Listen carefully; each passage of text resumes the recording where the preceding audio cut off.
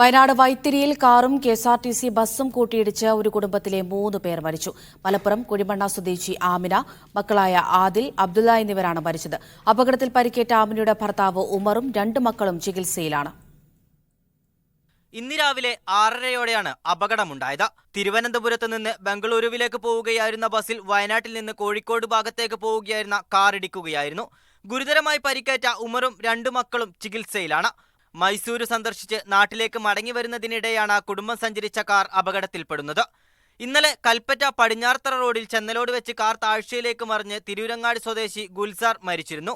വാഹനമോടിച്ചിരുന്ന കൊളപ്പുറം സ്കൂളിലെ അധ്യാപകൻ കൂടിയായ ഗുൽസാറിനെ കൂടാതെ ഭാര്യ ജസീല, മക്കളായ നസീൽ മുഹമ്മദ, ലഹീൻ, സഹോദരങ്ങളുടെ മക്കളായ ലൈഫ, സിൽജ, സിൽത്ത എന്നിവരാണ് കാറിലുണ്ടായിരുന്നത്.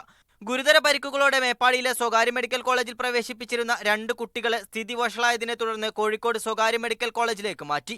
മധ്യവേനലവധിക്ക് പുറമെ പെരുന്നാളും വിഷുവും എത്തിയതോടെ വയനാട്ടിലെത്തുന്ന വിനോദസഞ്ചാരികളുടെ എണ്ണം കൂടിയിട്ടുമുണ്ട്. മീഡിയ 1 വയനാട്.